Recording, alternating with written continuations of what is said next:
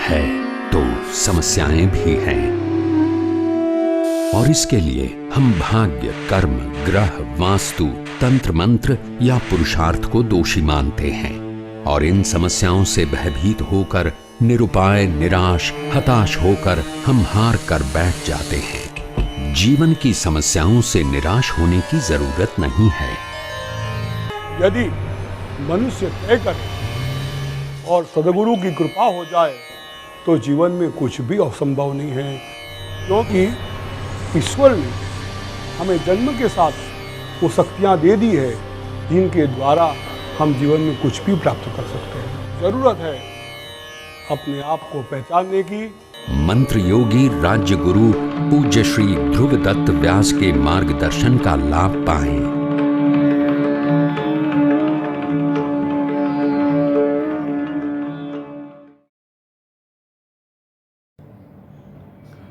वागर्थायव संवृत्तौ वागर्थ प्रतिपत्तये जगतः पितरो वंदे पार्वतीं परमेश्वरो। नमस्कार। हमारे वहाँ गौरी व्रत शुरू हो रहा है। कुमारिका कन्या अच्छा पति प्राप्त करने के लिए ये व्रत करती है। त्रयोदशी से आरंभ करके तृतीया तक करती है। ये अच्छा पति मिलना या अच्छी पत्नी मिलना बहुत जरूरी होता है। भगवती गौरी ने व्रत किया था, महापार्वती ने व्रत किया था, इसलिए गुजरात के अंदर, सौराष्ट्र के अंदर इसका बहुत महत्व है। 5 वर्ष या 7 वर्ष तक स्त्रियां ये करती हैं। इसमें नमक का बहिष्कार करती है, नमक नहीं खाती है। एक दिन उपवास जागरण करते हैं और माँ जगदम्बा की पूजा करते हैं और जौ बीज डाल के उसको उगाते हैं, उसकी पूजा करते हैं। चवेरा कहते हैं उसको। कई लोग प्रश्न करते हैं स्त्रियों को ही व्रत क्यों करना, पुरुषों क्यों नहीं करते हैं।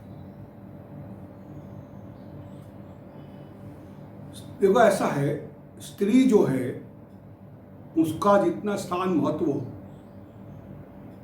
हिंदू धर्म में दिया गया है शायद विश्व में कहीं भी नहीं दिया गया।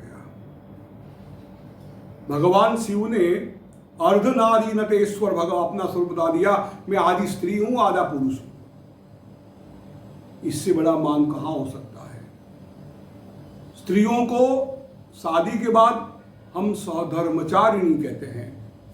सहधर्मचारिणी जो हमारे साथ हर चीज पे चलती है। धर्मे चो अर्थे चो कामे चो नाती चरामी। पुरुष पत्नी के अलावा, पत्नी को छोड़कर कोई भी काम नहीं कर सकता। भगवान राम को भी सुवर्ण की सीता बनानी पड़ी और उसके साथ अश्वमेध यज्ञ करना पड़ा। इतना महत्व बिना स्त्री के हमारे वहाँ नहीं, वो कोई काम नहीं होता। हमारे वहाँ स्त्री को भगवान वामन के, हर स्त्री को भगवान शिव हो या भगवान विष्णु अपने वामन में बिठाया है, अपने गोद में बिठाया है। इतना उसको मान दिया है और उसको यत्र नार्यः पूज्यन्ते रमन्ते तत्र देवता। अभी जो लोग कहते हैं कि स्त्रियों को लाज निकालनी पड़ती थी, स्त्रियों को अधिकार नहीं था, हमारे वहाँ लाज की प्रथा थी ही नहीं। हमारे वहाँ स्त्रियां स्वयंवर करती थी, अपने पति को खुद पहचान मिलती थी, पसंद करती थी मुझे इससे शादी करनी है। ये हमारा वहाँ पृथ्वीराज चौहान तक ये चलता आया। उन्होंने स्वयं संयुक्ता हरण किया था। राम हो या भगवान श्री कृष्ण हो, भगवान शिव हो, सबने पसंद की स्त्रियों के साथ लगने किया। स्त्रियों ने उसको पसंद किया है कि मेरे योग्य पति ये है। इसको हम ब्रह्म विवाह कहते थे। स्त्रियां स्वयंवर करती थी, तो स्वयंवर में लाज निकाल के कहाँ जाएगी, संभव ही नहीं है। उसको पुरुष को देखना पड़ता था। ये हमारे वहाँ दुर्भाग्य हमारा है कि 1000 साल से हम गुलाम रहे आक्रांताओं के।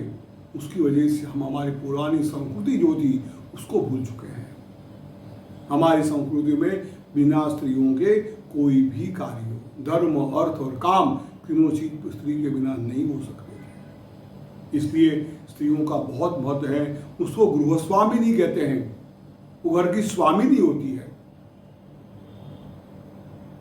उसको पूरा संसार चलाना होता है। और पुरुष के लिए ऐसा कहा गया तो एक ही कुल का उद्धार कर सकता है, लेकिन स्त्री 2 कुल का उद्धार करती है, अपने पिता के घर का और अपने पति के घर का। इसलिए उसका महत्व बहुत है।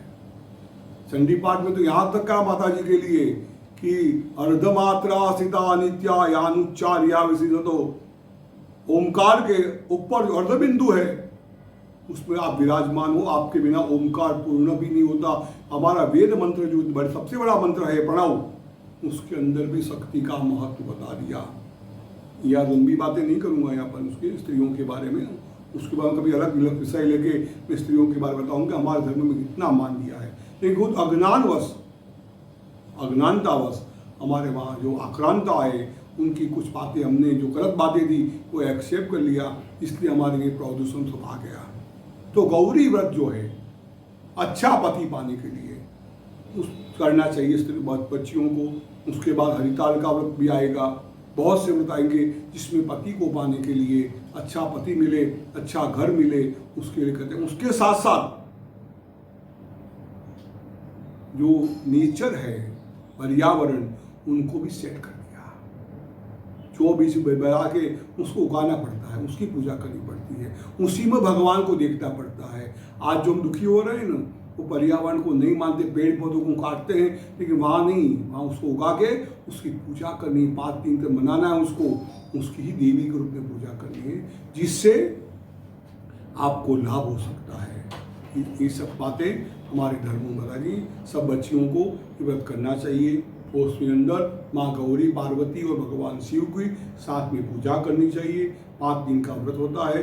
रात्रि को एक रात, आखिरी रात्रि को जागते हैं और जाग के अनिंद्रित व्रत करते हैं और दूसरे दिन भगवती को विदाई करके ये लोग पूजा का समाप्ति करते हैं। और अनुभव ऐसा है कि व्रत करने से अच्छा पति की प्राप्ति होती है। श्रद्धा से करना, विश्वास से करना, जरूर लाभ होगा इसके अंदर। व्रत के लिए नमस्कार। आपको सफलता मिले व्रत के अंदर, इसलिए बच्चियों को हम सफलता के आशीर्वाद देते हैं। सबका कल्याण हो, सबकी इच्छा पूर्ण हो। जय भगवती।